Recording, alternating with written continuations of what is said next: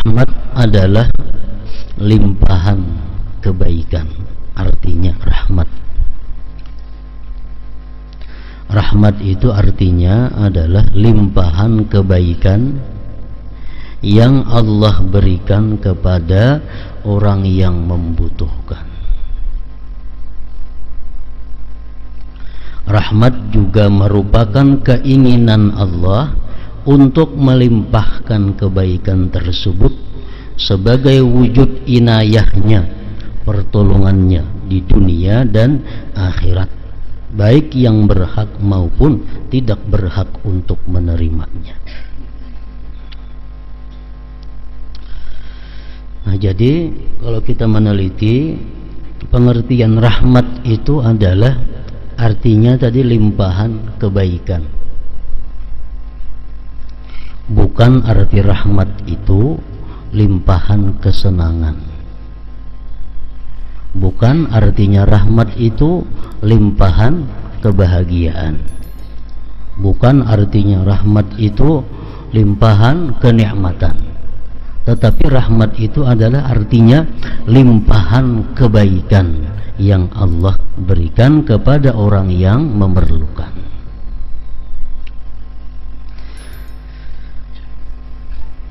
Kalau bahasa singkatnya, rahmah itu bisa diartikan kasih sayang.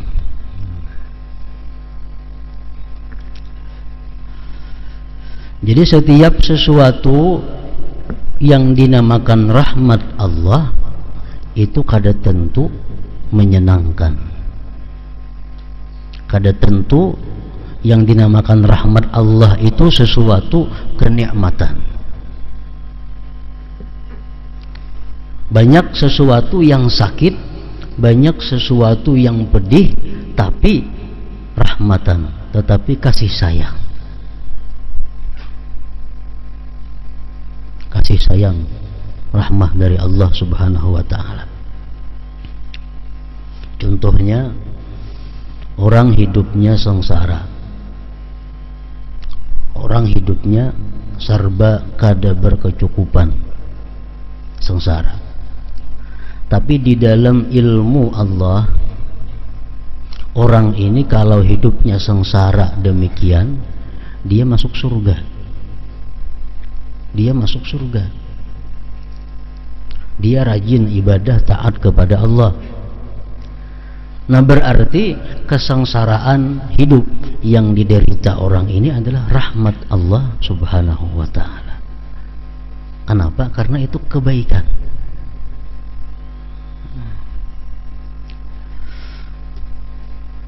Ada orang yang hidupnya serba berkelebihan. Segala yang ia hendak ada, segala yang ia mau ada.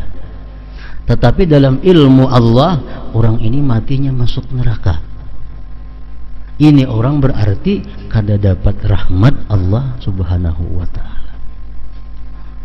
Jadi kalau kita minta kepada Allah agar disayangi, kita minta kepada Allah agar diberi rahmat, kita harus siap. Siap apa? Siap senang, siap menderita.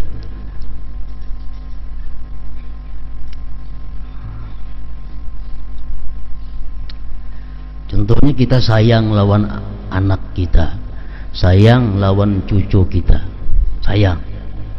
Ini hendak makan coklat, kita tangati. Hendak makan manis-manis, kita rabuti. Hendak keluar rumah, kita kurung. Kenapa? Sayang.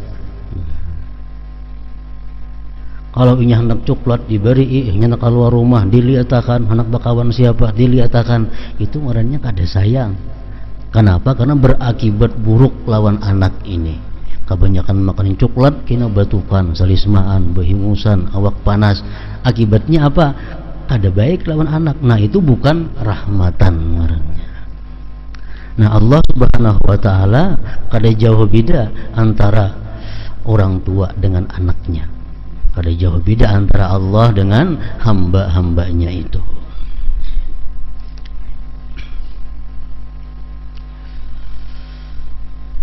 Para ulama mengatakan inna minal hawadis ala qismaini ma yuzannu annahu rahmah ma annahu la yakunu dhalik bal fil haqiqah adaba. wa minhu ma yudhannu annahu azab ma'a annahu bil haqiqah rahmah. Sesuatu yang ada dalam dunia ini, ada yang disangka itu rahmah, disangkanya itu adalah merupakan kasih sayang Allah, padahal sebenarnya itu adalah azab Allah. Ada sesuatu yang dikira disangka itu azab Allah, tetapi pada sebenarnya itu adalah rahmat Allah subhanahu wa ta'ala kepadanya. Nah, contohnya orang-orang yang hidupnya ini lebih banyak maksiat daripada taatnya. Orang-orang yang hidupnya lebih banyak maksiat daripada taatnya, tetapi kehidupannya makmur, sihat orangnya, kada pernah garing nang terlalu garing, kada pernah inting-inting aja, apa yang dikehendakinya ada, dia berdoa lawan Allah Ta'ala dikabulkan Allah, padahal hidupnya sehari-hari lebih banyak maksiat daripada taatnya. Nah, kebaikan-kebaikan, perasaannya kebaikan itu bukan rahmat dari Allah, tapi ini nanti adalah berupa azab Allah terhadapnya. Doanya dikabulkan itu hanya istidraj, lanjuran daripada Allah subhanahu wa ta'ala. Nah, kemudian orang-orang yang hidupnya taat kepada Allah, orang-orang yang hidupnya patuh kepada hukum Allah, tapi sengsara, berdoa kada kabul, berdoa kada kelihatan hasilnya. Nah, itu jangan dikatakan satu azab Allah, karena pada hakikatnya apabila orang yang taat, orang yang bakti kepada Allah itu hidupnya menderita dalam dunia ini, nanti bagiannya di akhirat sempurna diberikan Allah kepadanya, pol bagiannya. Jadi pengertian rahmat, kasih sayang, bukan berarti kesenangan, bukan berarti kebahagiaan. Tapi ada juga rahmat Allah itu kebahagiaan, memang ada, tapi jangan semuaan. Ada orang yang menurut ilmu Allah orang ini kalau dia miskin dia jadi kafir, tapi kalau dia rezekinya dimurahkan dia akan jadi orang saleh. Nah, dimurahkan Allah rezekinya, akhirnya dia taat dengan rezekinya, dia menyumbangkan dengan rezekinya, dia bersilaturahmi dengan rezekinya, dia berzakat dengan rezekinya, jadi baik. Nah, ini rahmat sekaligus kesenangan. Memang ada sebahagian yang dikehendaki oleh Allah seperti demikian. Orang ini kalau miskin bisa jadi perampok, orang ini kalau miskin bisa jadi maling, bisa menipu. Tapi kalau sugih, taat kepada Allah, nah Allah sayang kepada inya, bisa disugihkan oleh Allah. Nah, ini orang artinya rahmat sekaligus kebahagiaan dan kelapangan. Walhasil bila mana kita berdoa kepada Allah agar diberi rahmah, agar diberi kasih sayang, nah kita siap menerima, baik kasih sayang itu kaina berupa kesenangan atau berupa kesengsaraan. Dan setiap hari kita minta kepada Allah, Rabbi ghfirli warhamni, dalam duduk antara dua sujud tuh, Rabbi ghfirli, ya Tuhan ampuni aku, warhamni, nah berikan rahmat kepadaku. Tiap hari kita minta diberikan rahmat kepada Allah. Kalau kita sihat umpamanya, kalau kita sihat kita paling-paling berzikir kepada Allah 1000 sehari. Begitu kita garing, kita berzikir 1500. Nah, garing ini rahmat lawan kita ngarannya. Garing ini rahmat lawan kita. Kenapa? Karena ada kebaikan, pertambahan zikir kita ada kepada Allah.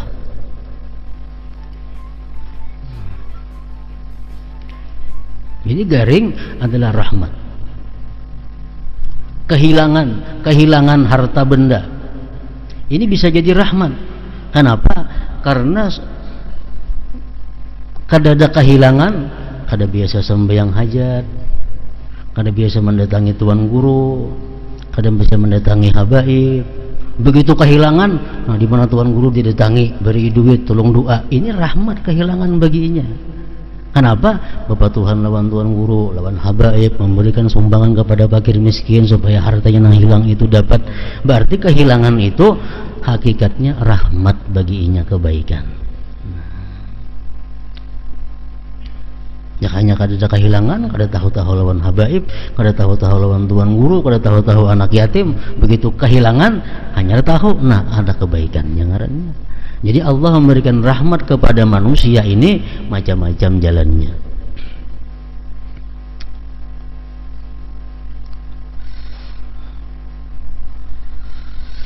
Allah tidak wajib memberikan rahmat. Kada wajib Allah memberikan rahmat kepada manusia, kepada makhluknya itu.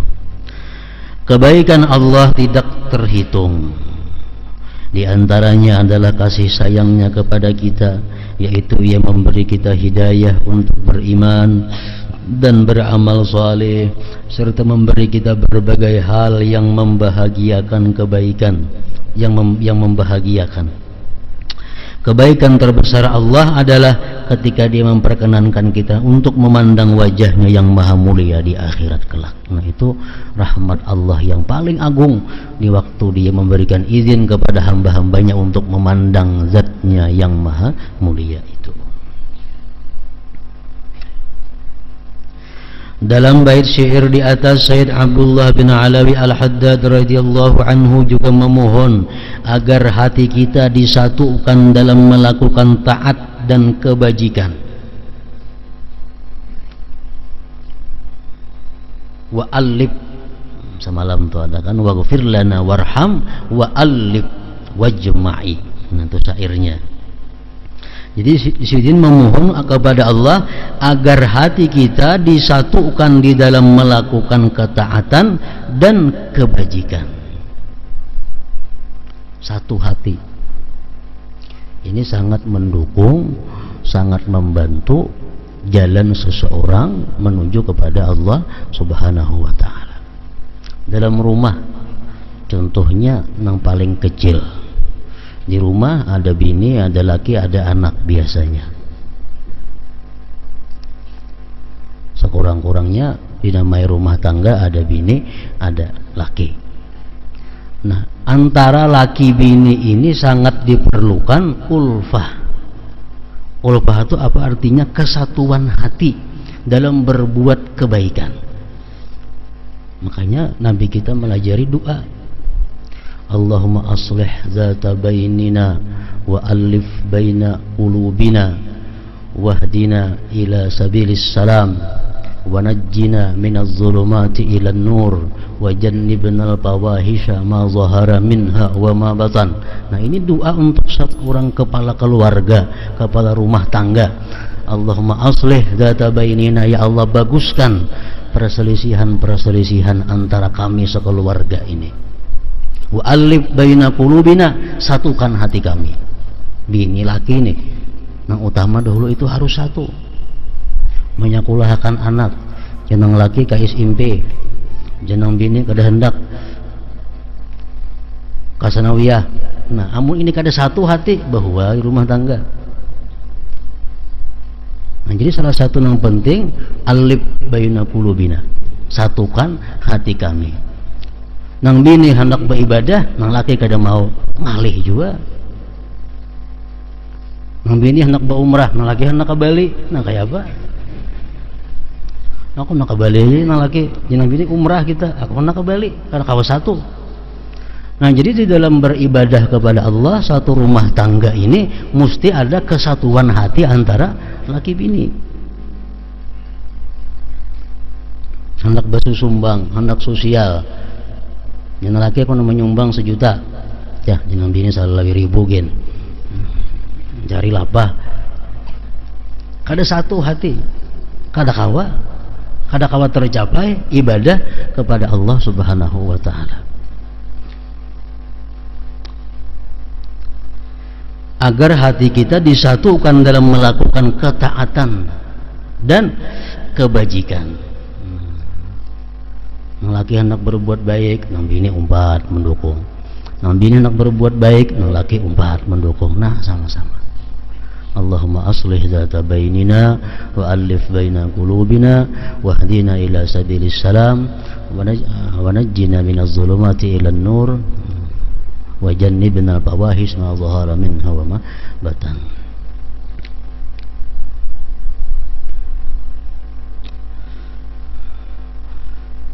Dan kelak dapat berkumpul di sisinya di negeri kemurahannya, tempat yang penuh kebahagiaan. Itu salah satu di antara doa pengarang di dalam bait syair tersebut dahulu.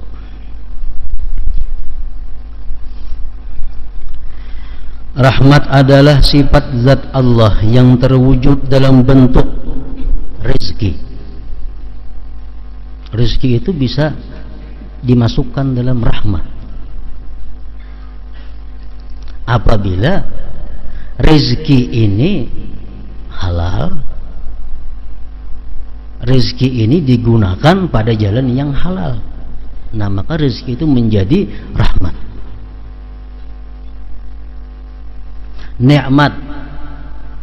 Nikmat itu bisa termasuk dalam bagian rahmat kalau nikmat yang diberikan Allah itu bisa kita mensyukurinya, bisa mengelolanya. Keridhaan Allah termasuk rahmatnya juga, hujan termasuk rahmatnya juga, matahari termasuk rahmatnya juga, surga dan lain-lain. Berbagai rahmat ini oleh Allah ditaburkan di bumi.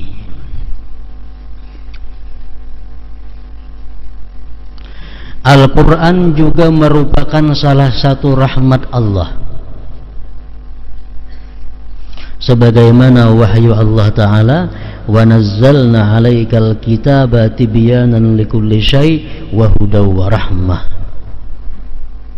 Dan kami turunkan kepadamu Alkitab, Al-Quran artinya, untuk menjelaskan segala sesuatu dan petunjuk serta rahmah. Jadi artinya segala sesuatu yang diperlukan oleh seseorang hamba Allah itu ada jelas di dalam Al-Quran. Namun berhubung manusia ini Allah Subhanahu wa Ta'ala kadarata memberikan pahamnya, nah sebalik ada nang betamuan dalam Quran, ada nang kada. Padahal dalam Quran itu semua yang kita perlukan ada.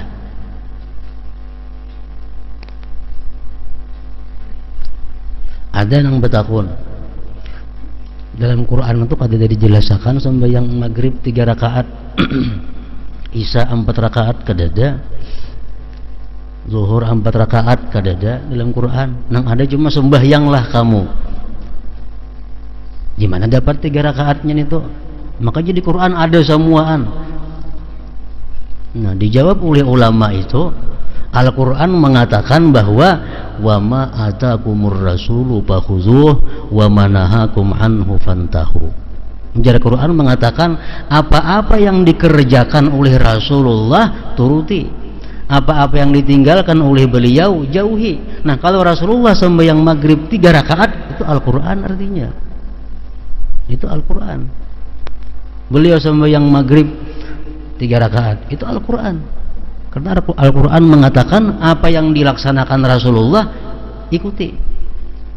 Nah, Isya beliau 4 rakaat berarti itu Al-Quran. Wa manahakum anhu pantahu, dan yang dilarang oleh Nabi jauhi. Artinya apa? Setiap yang dilarang oleh Nabi berarti itu Al-Quran melarangnya. Jadi 2, yang dilaksanakan Rasul ikuti, yang dilarang sidin jauhi. Nah di tengah-tengah tuh ada sesuatu nang sidin kada manggawi bang lawan nang kada melarang kayak apa? Banyak tuh nang Nabi kita manggawi kada pernah sidin itu, tapi melarang kada pernah juga. Contohnya apa? Orang betahlil, Rasulullah kada pernah betahlil sidin untuk orang mati. Sidin manggawi kada ada, melarang kada ada. melaksanakan maulid, peringatan maulid Nabi. Sidin menyuruh kadada, melarang kadada juga. Nah kayak apa nih tuh? Tuh termasuk di tengah-tengah ngarannya. Nah bila termasuk di tengah-tengah sidin menggawi kada pernah, Rasulullah melarang sidin kada pernah, itu kembalikan kepada dasar hukum yang pertama. Dasar hukum yang pertama apa? Apakah sesuai dengan kaidah Islam atau kada? Tahlil untuk orang mati. Tahlil itu apa garang isinya? Orang membaca zikir, orang membaca salawat, orang membaca Quran. Nah, bertentangan kalawan kaidah Islam. Oh kada bertentangan. Nah semacam berarti kada apa-apa. Bertahlil itu ada mendoakan orang nang mati. Boleh kada mendoakan orang nang mati? Al-Quran ada mendoakan nang mati. Rabbana ighfir lana wa li ikhwanina alladhina sabaquna bil iman. Ya Allah ampuni kami dan orang-orang yang mendahului kami dengan iman, yang sudah mati artinya. Nah jadi bertahlil itu walaupun kada dilakukan oleh Rasulullah, cuma isinya tahlil dan tujuannya tahlil kada bertentangan dengan kaidah Islam. Boleh artinya itu. Maulid Nabi sama aja nih tuh. Nabi kada pernah melaksanakan maulid. Melarang kada ada juga. Bolehlah maulid itu kita cari isinya maulid itu nang apa. Nah maulid itu isinya misalnya mengucapkan salawat lawan Nabi. Nah mengucapkan salawat itu baik. Nah, maulid itu memberi makan orang baik dalam Islam. Nah selama isinya itu kada bertentangan dengan Islam, berarti itu ngarannya baik. Bila isinya ada sebuting jua pun yang bertentangan dengan Islam, semuaan jadi kada baik. Pembengan dalam maulid tuh 10 perkara isinya, 9 cucuk lawan Quran hadis, tapi sebuting ada nang luput, nang 9 tabakar semuaan. Tabakar semuaan. Artinya apa? Tabakar itu kada diterima lagi oleh Allah, kada diterima lagi oleh hukum, dan hukumnya pun berubah menjadi haram. Contohnya orang maulid memberi makan orang baik, berselawat baik, mengumpul orang ke rumah baik, membesarkan memuliakan Nabi baik, tapi duitnya duit nang kada halal. Nah semuaan jadi kada baik, semuaan jadi kada baik. Jadi menggawi maulid bukan jadi pahala, jadi dosa. Umpamanya lagi duitnya halal, membaca salawat, memberi makan anak yatim, tapi di situ bercampur bebinian lalakian. Nah jadi haram semuaan itu. Sabuting aja nang merusak, nang lainnya jadi haram. Itu kaidah hukum sudah itu, kada kau diubah-ubah lagi. Menjauhi larangan lebih diutamakan daripada melaksanakan perintah. Itu kaidah sudah. Menjauhi larangan Allah diutamakan daripada melaksanakan perintah Allah. Umpamanya contohnya ada pakaian ini kada halal, maka sembahyang syaratnya harus berpakaian menutup aurat. Ada pakaian tapi kada halal, kalau itu kada dipakai berarti lanjang lah sembahyang, berarti lanjang. Kenapa? Karena mengutamakan meninggalkan larangan tuh lebih daripada melaksanakan perintah. Nah,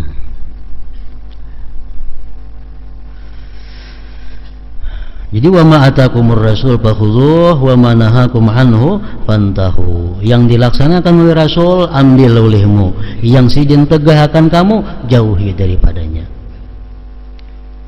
Jadi apa yang di Quran itu semuaan lengkap sudah ada. Nah, oleh karena itu Al-Quran disebut hudan wa rahmah.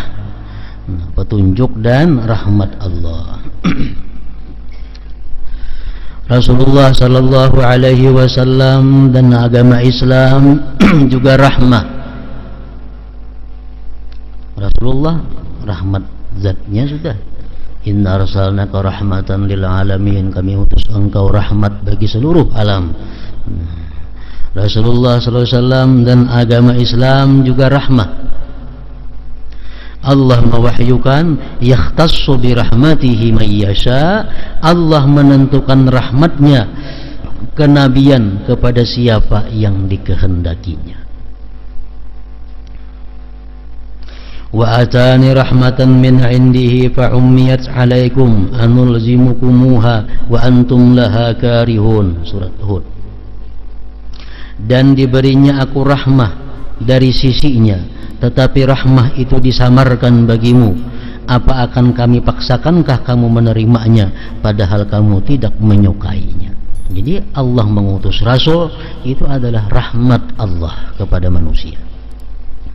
Kenabian dan kerasulan juga merupakan rahmat. Allah mewahyukan ahum yaksimuna rahmat rabbik, apakah mereka yang membagi-bagi rahmat Tuhanmu?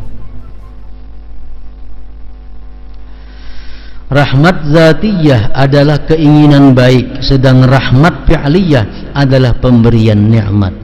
Rahmat fi'liyah inilah yang disifatkan oleh Allah Ta'ala dalam sebuah hadis kudusi yang berbunyi, taglibu rahmati ghadabi, rahmatku mengungguli amarahku. Hadis riwayat Muslim, Tirmidzi dan Ibnu Majah. Rahmat fi'liyah inilah yang dimaksud dalam berbagai hadis. Di antara hadis di bawah ini, ja'alallahu rahmata mi'ata juz'in, Allah menjadikan rahmat sebanyak 100 bagian.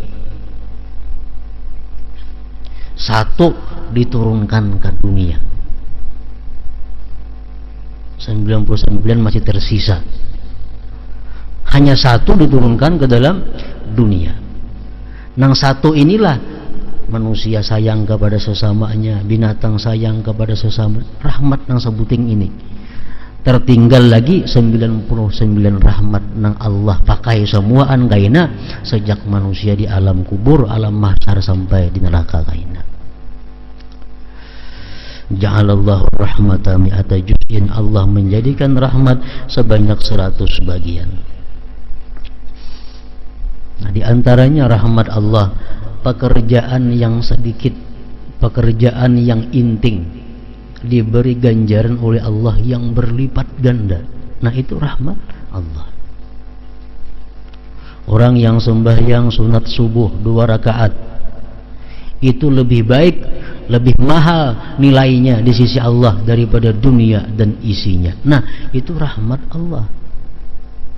Gawiannya kada sampai 5 menit, tapi ganjaran yang diberikan Allah lebih daripada dunia dan isinya. Rasulullah bersabda, man qala subhanallah bihamdih fi yaumin mi'ata marrah huttat khatayahu wa in kanat mithla zabadil bahar, rawahul Bukhari wa Muslim. Siapa yang membaca subhanallahi wa bihamdi, subhanallahi wa bihamdi 100 kali sehari, digugurkan dosanya sekalipun sebanyak buih di lautan.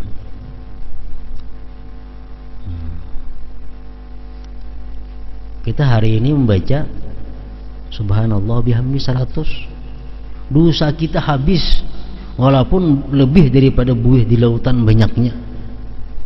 Ini rahmat Allah kepada manusia. Jadi orang nang mati membawa dosa, orang nang mati masuk neraka, itu orang nang memang kurang akalnya. Padahal Allah menawarkan rahmatnya, kasih sayangnya sangat luas di dalam dunia. Kalau kita menghitung buih di laut itu berapa banyaknya, andai kata macam itu, dosa kita banyaknya hilang dengan kita baca subhanallahi wa bihamdih 100 kali.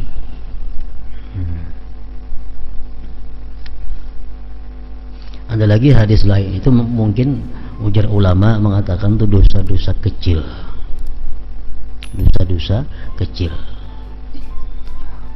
Ada lagi hadis mengatakan, man istaghfara dubura kulli salatin faqala astaghfirullah alladzi la ilaha illa huwal hayyul qayyum wa atubu ilaih ghafarallahu dzunubahu wa in kana qad farra minaz zahab, rawahu Ibnu Sunni. Orang yang sesudah sembahyang fardu, kalimanya artinya mengucap astaghfirullah alladzi la ilaha illa huwal hayyul qayyum wa atubu ilaih 3 kali, Allah ampuni dosanya, sekalipun dosanya itu adalah pernah lari di medan perang. Lari di medan perang itu dosa besar. Dosa besar lari di medan perang. Kita misal berperang lawan orang kafir, orang kafirnya saikung, kita buka, itu dosanya bukan main. Tapi kalau orang kafirnya bertiga, nah kita boleh buka. Kalau berdua masih kada boleh buka. Nah ininya buka, padahal musuhnya saikung aja orang kafirnya maunya buka, itu dosanya sangat besar di sisi Allah. Tapi kalau kita melakukan setiap kali sembahyang astagfirullah alladzi la ilaha illa huwal hayyul qayyum wa atubu ilaihi 3 kali, dosanya dihapus oleh Allah. Nah ini menunjukkan apa? Walaupun dosa kita itu dosa yang besar, tapi kalau kita imbas sembahyang membaca itu dihapuskan juga oleh Allah Subhanahu wa ta'ala. Orang kada sembahyang itu dosa besar. Orang kada puasa bulan Ramadan itu dosanya besar. Tapi kalau nyama amalkan ini tiap hari dihapus oleh Allah Subhanahu wa ta'ala. Hutang tetap bang dibayari. Hutang ada punahan itu. Kalau sembahyang berapa kali itu tetap dibayar. Cuma Allah memaafi bahwa ini dulu kada sembahyang, ini dulu kada, dimaafkan oleh Allah. Masalah hutang itu lain lagi. Tetap dikabah dibayar.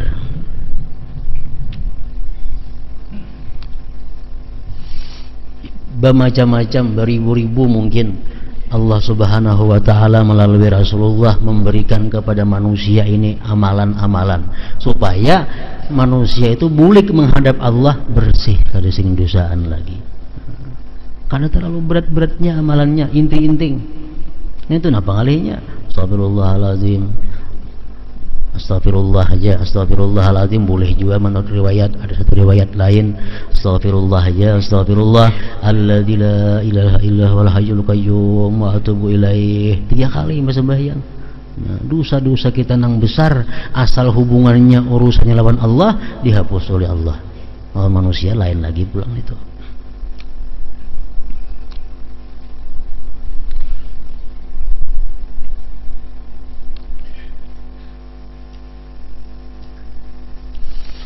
Makanya jara Rasulullah kullu ummati yadkhuluna al-jannah illa man aba. Itu ya sudah, seluruh umatku ini masuk surga. Nang kada hakun mana aja nang kada masuk neraka itu. Nang kada hakun surga illa man aba, kecuali nang kada hakun. Kenapa? Karena jalan menuju surga itu kadang ngalih seperti yang dibayangkan, kada sulit seperti nang dibayangkan. Macam-macam Allah maulahkan jalannya ke surga itu, beribu-ribu jalan menuju surga. Ar-Rahman dan Ar-Rahim artinya adalah dia yang memiliki rahmat yang teramat luas dan diberikan secara berulang kali. Pemurah dan kebaikannya meliputi seluruh jagat dan dari aras sampai bumi. Allah Ta'ala mewahyukan dalam sebuah hadis qudsi, wa rahmati wasi'at kulla syai, dan rahmatku meliputi segala sesuatu.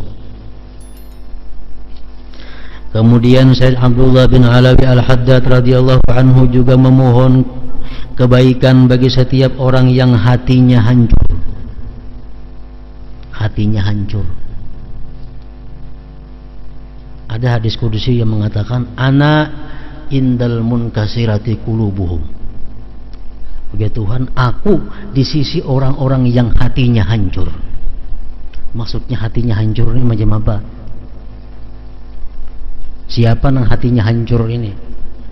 Contohnya kita nak berhutang lawan orang, nak berhutang duit lah, nah 1.000 rupiah, 100.000 nak nukar ini. Bah julang kada kawa mau tangi, nah hancur hati. Itu maksudnya. Nah di waktu kita ditolak orang itu, kita berdoa kepada Allah, doa kita mustajab. Ana indal munkasirati qulubuhum. Ketika melamar ditolak orang, hancur hati. Ana indal munkasirati qulubuhum. Aku dia Tuhan di sisi orang yang hancur hatinya.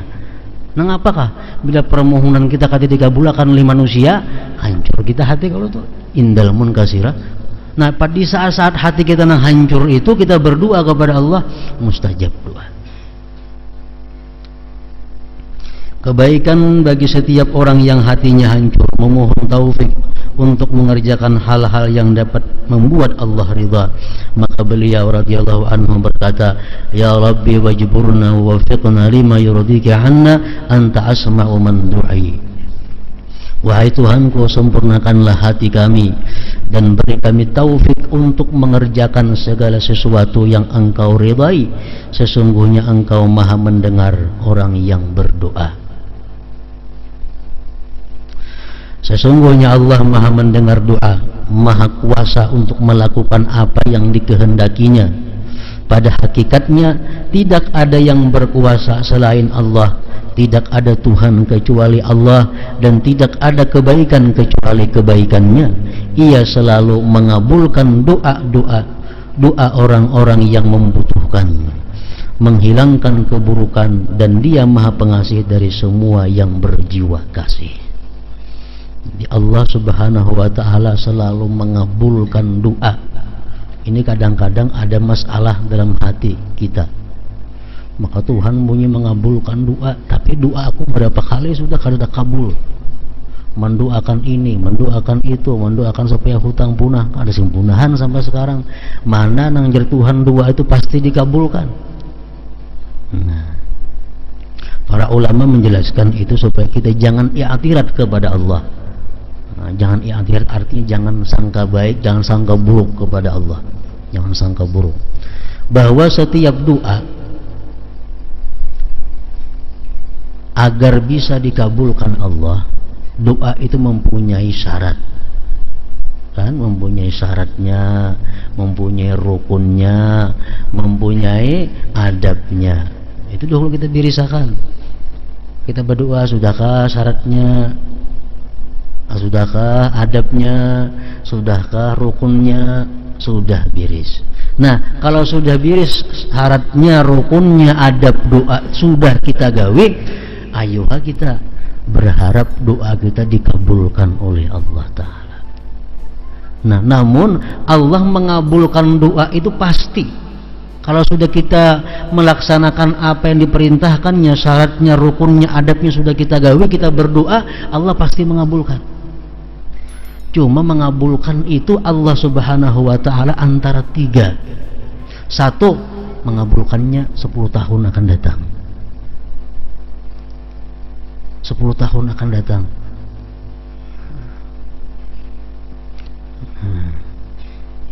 Kada wahini itu bisa. Kenapa Allah mengabulkan 10 tahun akan datang? Karena Allah tahu yang dimintanya ini lebih bermanfaat kayaknya 10 tahun akan datang bagi nang berdoa ini. Pasti dikabulkan oleh Allah asal doanya sesuai syarat, rukun, dan adabnya. Jadi hadangi aja kayaknya pasti kabul. Nabi Musa berdoa kepada Allah minta hancurkan Fir'aun. Nabi Musa nang berdoa kepada Allah minta hancurkan Fir'aun. 40 tahun hanya dikabulkan oleh Allah. 40 tahun hanya kabul doanya. Jadi setiap kali kita berdoa kepada Allah dengan syarat rukun adab yang sempurna, kita berdoa kepada Allah, ya Allah jadikanlah anakku ini anak yang saleh. Kalau kena isuk ampih minum arak kada mau dintu bang, langsung jadi ahli pengaji kada mau. Mungkin kita 20 tahun anak kita jadi orang saleh, tapi pasti jadi orang saleh asal berdoanya bujur. Nah, kita sudah kena mati, kita dalam kubur kita sangat perlu kepada anak saleh. Anak kita doa bahari kabul. Nah, ini anak saleh berdoa ulang kuitannya yang di dalam kubur. Jadi Allah pasti mengabulkan doa itu. Yang pertama waktunya Allah yang menentukan. Ada kita yang menentukan waktunya.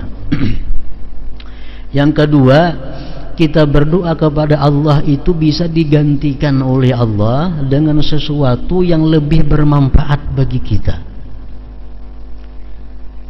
Jadi kita jangan malas berdoa, jangan sangka buruk lawan Allah, jangan. bisa waktunya kaina, atau bisa kabul saat itu cuma digantikan oleh Allah dengan yang lebih bermanfaat dari yang kita minta kepada Allah.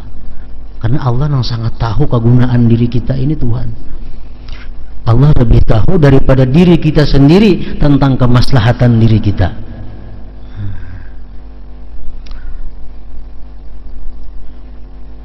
Berdoa lawan Tuhan, ya Allah, murahkanlah rezeki hambamu, karena hamba banyak bisi hutang lawan orang. Umpamanya kada kabul doa, kada kabul, kada ada rezeki yang murah sehingga hutang kada kawa kita membayari.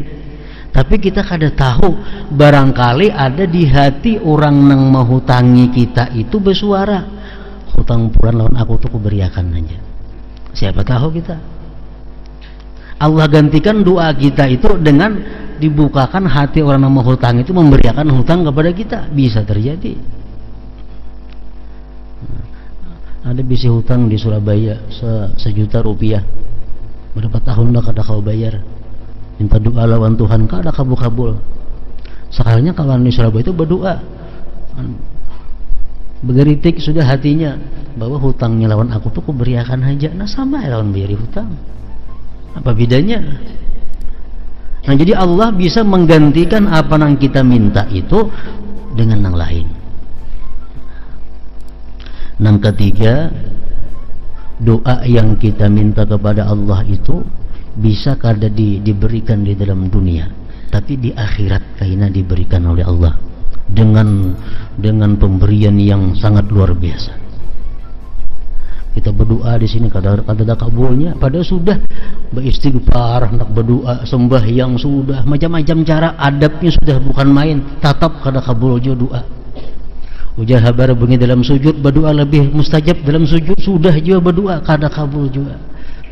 Nah jangan beranggapan demikian, barangkali kayaknya di akhirat tatuyuk doa kita itu, tatuyuk digantikan Tuhan lawan nang sangat kita perlukan, sangat kita banggakan di akhirat. Pokoknya Allah pasti mengabulkan doa asal nang berdoa ni bujur-bujur.